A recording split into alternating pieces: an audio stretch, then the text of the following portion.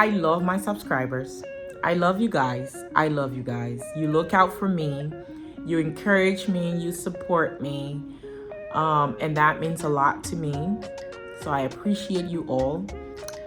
Well, good morning all the way from Liberia. It is a rainy morning and I am here having a cup of coffee and just being lazy. But I wanted to hop on here quickly to let you guys know, as you're planning to come, excuse me, my coffee is in my hand and my phone is in the other hand, so I can't use the car situation. So we shipped one car and we thought to ourselves, well, we work from home, we're not gonna have a whole lot to do. One car can do for us. And because it worked in Ghana, so it's like it can work here, but it's not working for us in Liberia. So if you are coming and you're thinking about shipping one car, but you're coming with a family, maybe a husband, your kids and all of that, and you guys are movers, like you do stuff, you're gonna get quite busy. In Ghana, we weren't as busy because we didn't have a whole lot happening. Richard had a whole lot more happening than I did. So most times he would use the car. But we had a steady schedule. In Liberia, I have a lot to do. He has a lot to do. It's quite difficult. We're thinking about getting a driver, maybe to alternate between the two of us, drop the other person here, pick the other person. Yeah, he's gonna be busy. But then it's just the mornings that are like that. But then even weekends, like now it's weekend, he has a list of things that he wants to do this weekend. I have a list of my own errands, like taking Nico to get groomed, and a couple other things. And he has things that he needs to do. So word of advice, try, since you're still in the planning process, send 2 cars if you can. If you cannot have a plan where you can send one, start up with, and then be willing to send the next shortly after that. We have all of our cars in the US are paid off. They're just sitting there. We're in the process of shipping the second one. They were on their way to pick up the car and we realized we had the documents here in Liberia with us. Actually in Ghana. So now we got to get it to Liberia and get someone to take it first. So we couldn't ship the car. We could have had that car here next month. But hopefully we will be able to solve that issue soon. And what makes it important to know in advance is you may come and you may not have like a remote job, recurring income, and to accumulate that money might take you a long time. You may not have, like, if you come and you're having those issues and you don't have a source of income yet, it could really throw a wedge into your plan. So plan about that. If you think it's gonna work, do that. If you think you can start out with that in the first place, start there and then build upon that shortly. Have a plan to have that in place shortly. When you have the car already sitting in the US, it's easier to just come up with the shipping money to send it. But if you do not have that, that means you have to come up with the money to buy the car and then ship it.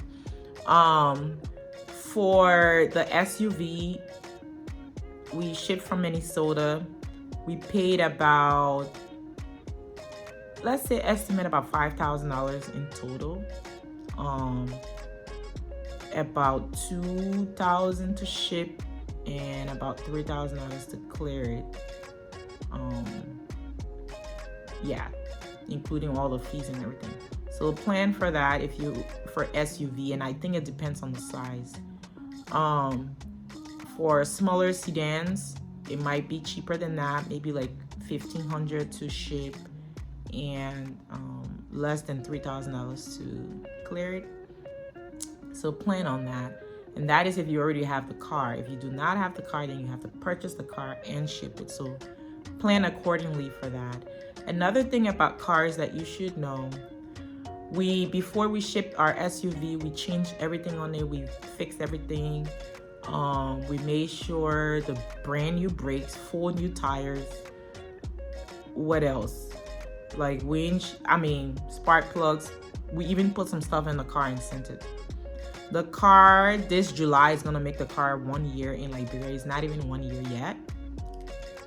We've spent close to $1,000 on the car trying to repair things.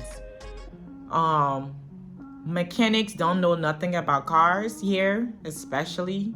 Maybe they only know stuff about Toyota, Nissan, those kind of cars. They don't know anything outside of that. We have a Hyundai Santa Fe, and the guy did a poor job. Went and removed things that he didn't need to remove. Said he was doing inspection. Nobody asked you to do inspection. We heard a little noise in the car, and that's what we were trying to fix. Took it out. Does not have the tools to tighten the things back the way they're supposed to be tightened or screwed back. So he put them back on the car and didn't put them back right, and that cost us extra issue. The 2 of our tires have gone flat already, busted because of the roads. There's a lot of potholes. You're jumping in. We went to Marshall. One of the other ones bursted on that road because of the gravel they have on there. Before we could leave the gravel, the car tire was flat and completely gone. They had to patch it. They were all brand new tires, like I said. So we would need to change that, and I'm telling you, that's less than a year. There's just little noises. The bumper has come off, the front bumper, because of the roads, stuff like that. So make sure you have repair money in your budget. We have a monthly repair money in the budget just to keep things going. Changing the oil, making sure, like, keep up that maintenance so that it doesn't break on us. Yeah, so plan for that. And then what else? The fuel, make sure there are a couple of gas stations that sell good fuel. Connex is one. We stick to Connex gas. A lot of the other ones, you might have mixtures. So try to just be consistent with the vehicle. Otherwise it's not going to serve you the way you want it. And then, yeah, so far, okay, this is a cry out to those who study mechanics. Is that what it's called? Like the actual degree or program or the certificate or diploma. If you have any or worked in those dealerships and stuff, please come back and train people. Even if you're not ready to move back, come back and train people, please. Come back and open garages that are focused on different American cars that are here or other brands. People would just bypass things. A lot of the cars now are computer based. Things are programmed, linked to sensors. All you need to do is change the sensor and they're good.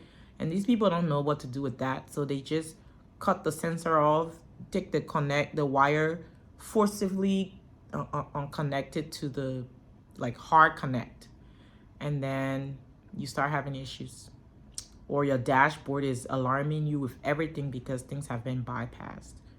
So we need mechanics trained from other places to come and at least improve the primitive ways of fixing cars in Liberia. Get the people trained. So yeah, this is a bonus video. You guys enjoy. On the go videos, you might get a lot more than if I have to sit. Another update. I am so tired of looking rough in Liberia and being rough. I'm about to, hold on.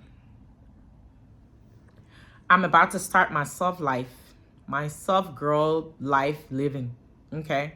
I'm sick of this. Since I came to Liberia, I have not been able to do my nails or do a pedicure. I've just been on the go and running, and all of that I think is adding to my stress. So I'm about to live my soft girl life. Yes.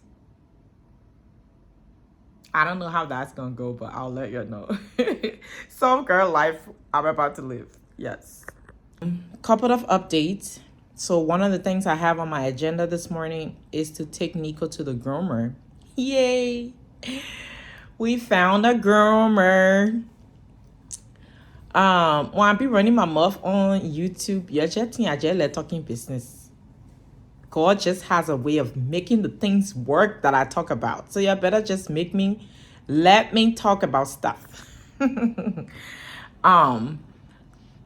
They just opened a new grooming business in Liberia. It actually looks pretty decent. When I came across the page, it was like 43 followers, yet they only had one video on there. It's called Top Groomer on Instagram. So if you have a dog and you're hoping to move to Liberia, follow their page in the meantime. The work that they're doing looks pretty good. A lot of the dogs, I told you guys, people have dogs in Liberia because those people are getting businesses now. I think one of the hardest thing for them is they do not have a home service yet. And I've seen people commented under there about home service. So if they can branch into that part of the business, they will actually make money. Because I've been wanting to take Nico to groom him, but I've been so busy with work, I haven't been able to do that. So today is the weekend and I'm hoping to do that. Hopefully we can actually get to it today because he looks a mess. Especially now that we're in raining season and he likes to be outside. His nails are all grown. He just looks a mess. So yeah, so Top Groomer, I woke up one morning, like a couple of days, I think it was the same day that I came across this grooming page. And one of my subscribers had actually sent me a screenshot of the page because he saw my video and good looking out. He saw this grooming stuff, thought Marion's gonna love this, so let me send it out to her. And I had just come across it like probably an hour before he sent me that. But I appreciated it so much because he was watching out for me. He was looking out to help solve one of the problems that I was experiencing at the time. So thank you all. You're always looking out. You're always giving me, hey, what about trying this? Maybe you should do this. Try this. Those are the things this is a brainstorming thing. This thing can only work if you guys give us some ideas of what we could do or what we can do. Instead of getting mad and getting offended and feeling like you were not patriotic if we point out the issues. Brainstorm with us, give us ideas on what we can do. Okay. Another person on there was willing to bring my grooming kit, but he was coming much later than I wanted. So people are actually helping us out to make sure we are successful. Because what's going to happen now, we're actually going to lay a foundation, come up with a blueprint, a roadmap for you guys that will follow. And when you get here, you have people you can call and say, hey, I'm stuck in this area. Where can I find this? Where? So the issues we're going through, you're not going to have to do that because now there are people here that you can connect with. And one of the hardest things is not knowing where things are. I feel so frustrated sometimes. And I was just telling my auntie the other day, I'm like, I'm not used to asking people for every little thing. Like the simplest thing, you just don't know where it's at or where it's located. It's not something you can just Google online and find. Whereas in the US or other places, you might feel independent because you can just Google things and find it. In Liberia, they're not used to that yet, so you can't find it. You have to ask people. Yesterday, we were looking for Kenya Airway office. We could, they have one Google map location, Broad Street. We went there. There was nothing there. So apparently they moved from there a long time ago, but it's still on Google Map. And we call a couple of people. They're like, "Oh, there's no Kenya Airway office here." People just usually go to other agents, and we finally found one by driving around, just asking, which takes a lot of time and energy, and sometimes you really got to be patient to find those things. So thanks for all your help and all you do. Well, have a happy Saturday. If there's anything that will pop up later in the day, I will do another video and put it up. Thanks for watching. If you're new here, you want to be a part of this, subscribe, hit the notification button, because I have some of the hottest teas in Liberia. Not really, but it's nice hanging out with me, and you know it. Thanks to my loyal, loving subscribers that I've been able to meet some of them as they come down to visit. Love it, love it, love it. And run into some of them in the grocery stores, etc. And you recognize me and say hi. I love you for doing that. Thank you so much. And I look forward to seeing a lot more of you. See you all soon. Bye-bye.